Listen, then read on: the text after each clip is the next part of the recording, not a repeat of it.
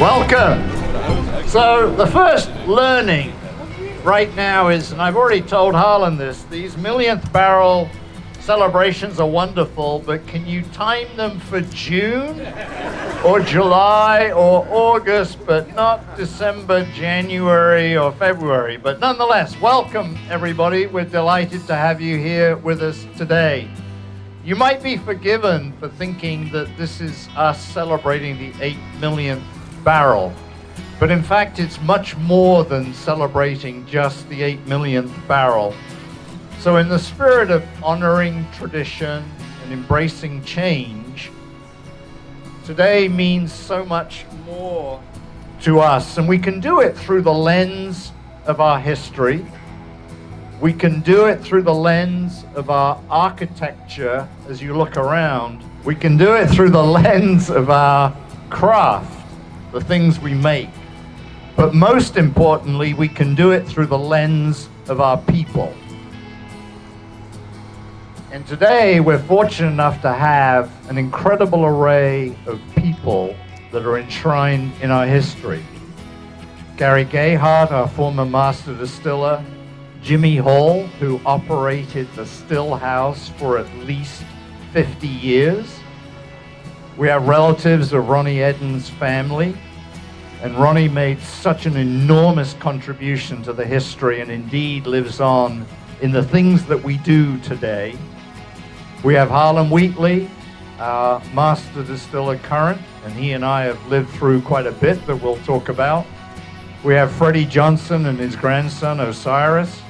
We have 70 team members, 70 team members with 20 years more experience. And Tom Riley's got over 40 years experience with us.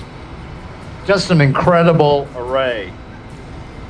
So today we're actually celebrating 249 years of existence. And this is the 25th year of our rebirth. And I think this is important. The journey we've been on since the highs of 1974, when we made 204,000 barrels.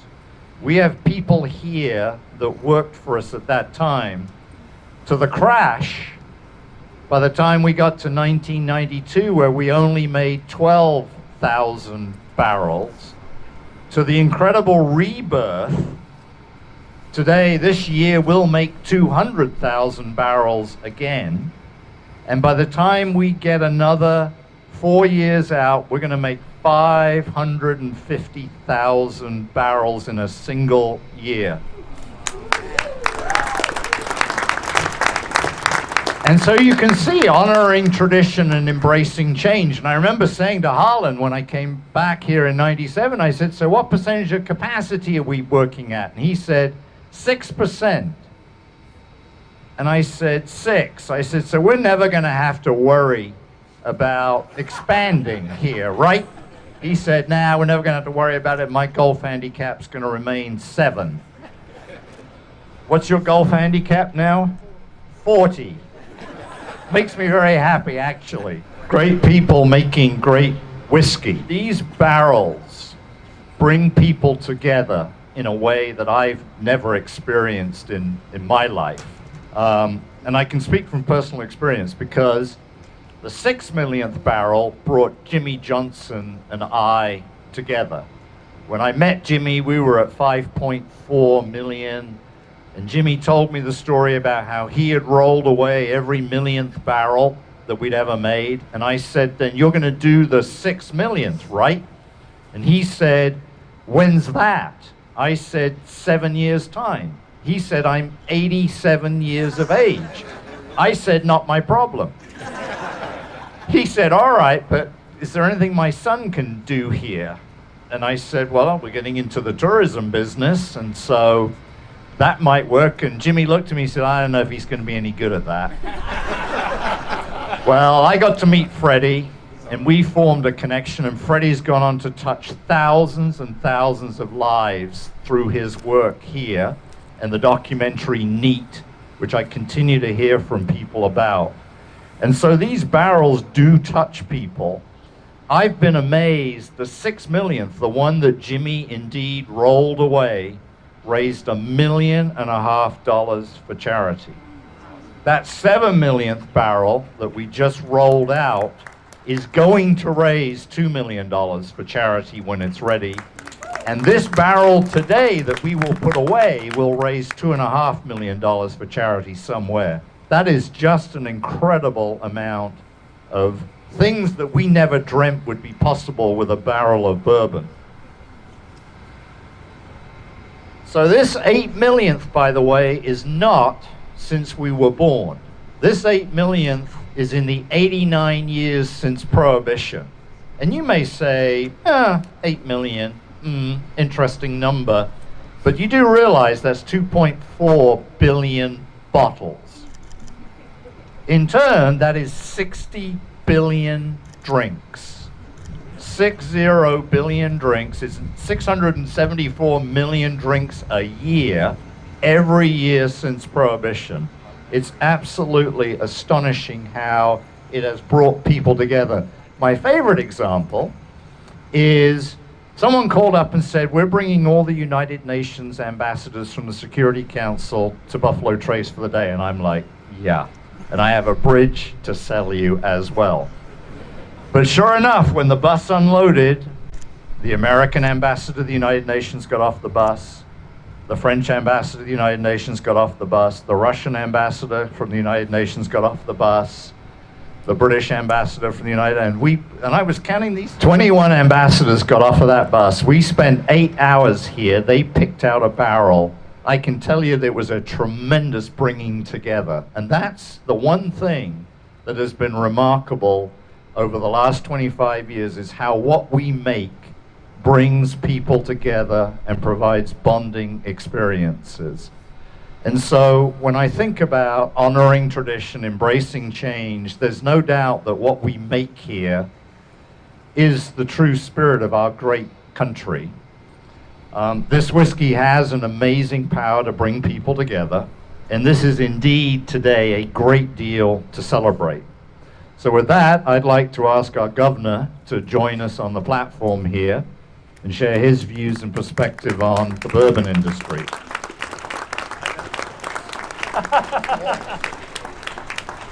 Well, hello everyone. What an incredible day to celebrate right here at Buffalo Trace Distillery. Think about this. Today, we're celebrating this 8 millionth barrel, but it was just a week or so ago that Sazerac announced the largest single distilled spirits-related investment in Kentucky's history, just over in Laurel County. This announcement is going to build on the success of this crucial industry while also creating 50 additional good jobs for our Kentucky families. We are so grateful for this company's commitment to this state, to our families. And just think about how many people get to go home at night and know how they're going to support their kids because of what this company does for us. But today we're here to celebrate the 8 millionth barrel being filled at this historic landmark.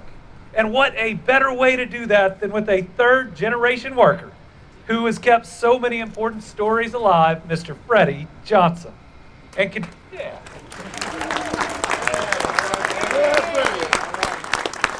Oh, man.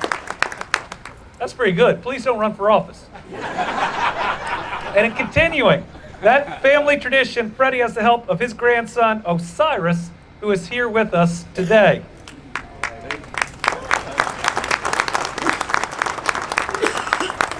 Anyone who's been fortunate enough to be on a tour with Freddie knows just how special he makes that experience. From him telling the stories of the warehouse collapsing and how the workers got out, to him recounting his father's advice to him and his brother on taking that sip of the coveted Pappy and enjoying every moment.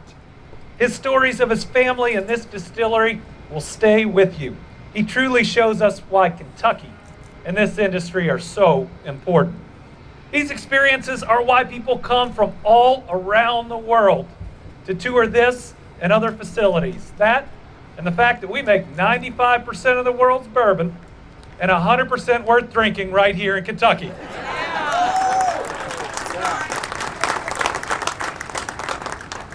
And I've got to say to Harlen and his team, You all make an incredible product. And think about now how many people around the world are first introduced to Kentucky through bourbon. You do us proud. You ensure that when people think about our state, many of which have never been here, they think about the quality and the craftsmanship that you all put into every barrel and ultimately every bottle. It took 4 years to mark this historic milestone after the 7 millionth barrel was filled in 2018. And that's because a $1.2 billion expansion at this distillery over the last several years. That is remarkable growth, and I think it's just the beginning. And it's needed because there's a lot of demand for Buffalo Trace products. Some of us have a hard time finding it out there right now. From sold out tours to a constant line pouring out of the gift shop to those grabbing a bottle, this distillery is absolutely booming. And so is the industry as a whole. I got to announce this morning that 2022 has been the single best year for bourbon investment in the history of the Commonwealth of Kentucky. This year alone, spirits-related projects totaled over $2.1 billion in new investments in Kentucky. How about that? It's meant 700 new jobs for our Kentucky families. And if you want to know how fast bourbon is growing, this year's investment mark is $500 million more than the second best year for bourbon investment. 300 more jobs than we created last year. Together, we are breaking records. We're building a bright future for our families, and y'all are delivering a delicious product for the entire world. And this record success is happening at a time when Kentucky's economy is doing things many of us thought might not be possible. Breaking every record for total investment, becoming the electric vehicle battery production capital of the United States of America, us, right here in Kentucky. Folks, we've arrived never to be a flyover state ever again. Never to have people look down their nose at us ever again. Not to lose our kids to other states, but then be able to chase every dream they have right here in Kentucky, no matter how big they dream. This industry has led the way. A $9 billion industry employing 22,500 Kentuckians. It drives our $8.9 billion tourism industry, creating even more jobs. And since just the start of my administration, we've welcomed more than 70 spirits-related new location and expansion products, $2.8 billion in investments, 1,300 new full-time jobs in bourbon. Bourbon's growth worldwide has been so incredible. And that's why I was proud to work with this company and work with our U.S. Commerce Secretary Gina Raimondo to get rid of those harmful bourbon tariffs so we can ship this product all over the world.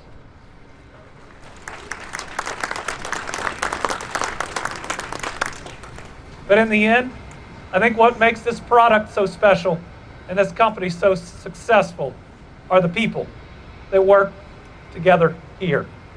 You all put your time and your effort and your care into every single bit of it. You care for each other's families, passing along stories from generations. I'm really proud to be here today with everybody who works at this facility. You do us and you do Kentucky so proud. So Harlen, Freddie, the entire Sazerac and Buffalo Trace team, thank you. Your commitment is incredible, and congratulations on 8 million barrels. This is a great day to reflect. That's what we're all here for. And I think back on the previous 8 million barrels and what our predecessors had to overcome. A lot of adversity. Our predecessors settled here in 1773. Think about that timing. And we built our first warehouse in 1811, right on the riverbank. And we're still using that today. And really, things haven't changed since then. We're continuing to build. But our predecessors faced things like the Depression, wars, world wars, floods, recessions. We just faced the pandemic and we stared it down. But the one thing that was constant throughout these things was we continued to make whiskey. We never stopped. So if you draw a line from here and you look out for the next 8 million barrels, Sazerac and Buffalo Trace, we're investing, like the governor said, over $1 billion to expand our operation. We're building warehouses literally as fast as we can, one every 2 months. We put in a new still house, new dry house, new waste treatment, and all these things are designed to make sure that we can continue to make a lot of whiskey. So I think if you look back on the history, so 240 plus years, they faced all these obstacles and adversity. I think it's pretty safe to say that we're going to face the same type of adversity moving forward. But again, we're investing all this money to ensure that we are going to continue to make whiskey all the way through it. But the biggest difference from this point forward is the fact that these million barrels are going to roll around a lot sooner. In fact, I wouldn't be surprised if over the next less than 3 years we get the next number 9 million. So we might invite you back for that. So I just want to, we're getting ready to roll number 8 million up here. I just want to thank everybody that's come today, took the time out of their day to show up today. The kind words from everybody, the governor, and especially Mark, the leader of our journey. So thank you so much. And I think right now we're going to start bringing the barrels. So make way for number 8 million.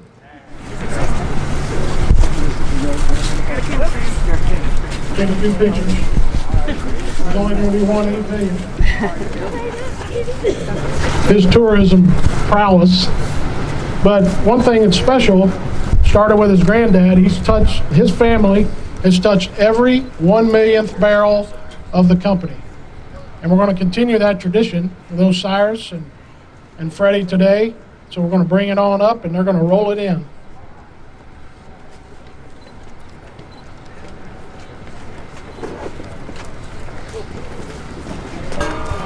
Got Jerome, Tyler, Buford Choir. His dad worked here for 44 years. Jerome's been here 34 years.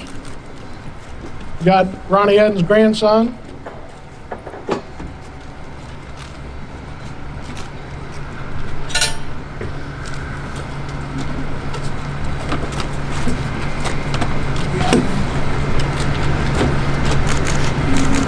All right, Freddie. Now you got to go to work. Bad news. We actually have to go to work. Yeah. We're going to roll it on around the corner here and put it in for its final resting place.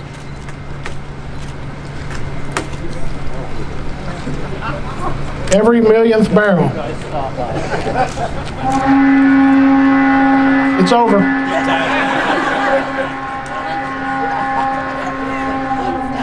I don't know why we blow that 3 o'clock. We never quit, so it's a 24/7 deal. So.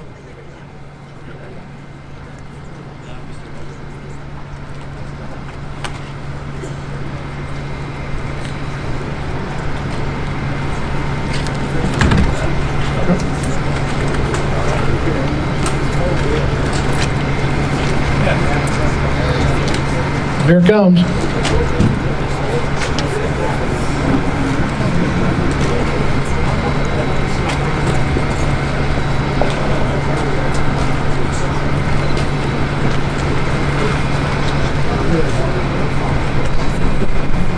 Freddie can lift this barrel by himself. It's 501 pounds.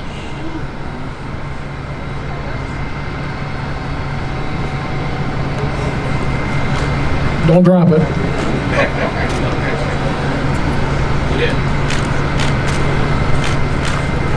World's only bonded single barrel warehouse. All right.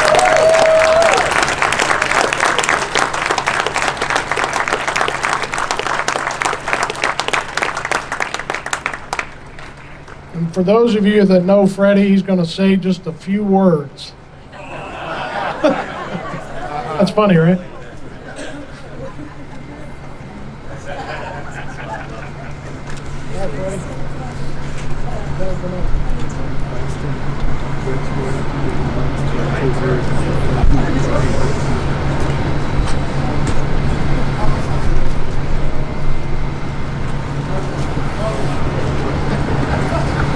He's busy in there talking. It's Freddie Johnson.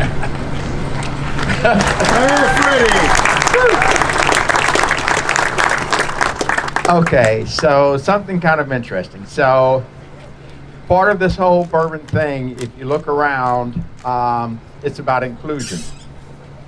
And so no longer is it a bunch of old guys sitting around sipping and telling war stories. And there's a lady that's standing here in front of me, and I'm so proud of her. Come here.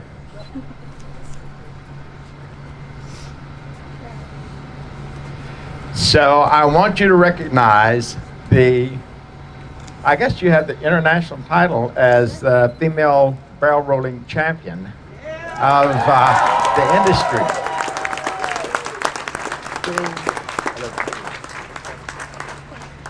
You're welcome. All righty. So there are 3 unspoken rules, and I'm going to be brief. I see Seth out there. All right. So, 3 unspoken rules about good bottles of bourbon, good bottles of wine, good bottles of whiskey. And the first unspoken rule is the one we've been hinting around about here today is you will never bring those bottles out with people you don't like.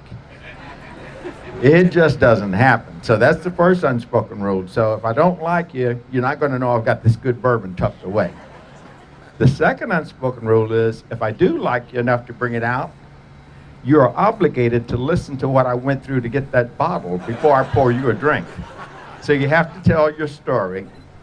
And that brings us to the third piece, which is why we're here today, and that is, if I do like you enough to bring it out, and I have to tell my story, it's also an indication that we are going to be spending some time together. You never bring out a good bottle when you're in a hurry to go do something else. So it becomes a conduit, and Governor Barr indicated that. It's when you're about to spend some time with someone you truly enjoy being with, and that's where the memory gets created.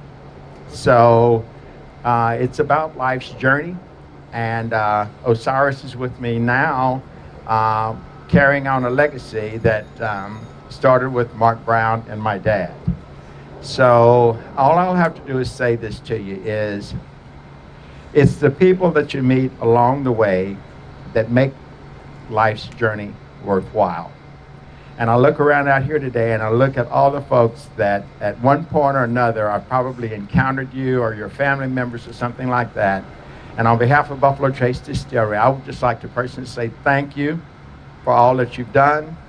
Buffalo Trace has had over, 440,000 visitors to come through just this site alone in the past year. So we are on the midst of something that's really kind of cool. I'm going to be brief. I'm going to shut it down because everybody's turning blue. The wind is blowing through here. But on behalf of Buffalo Trace, thank you very, very much for coming out.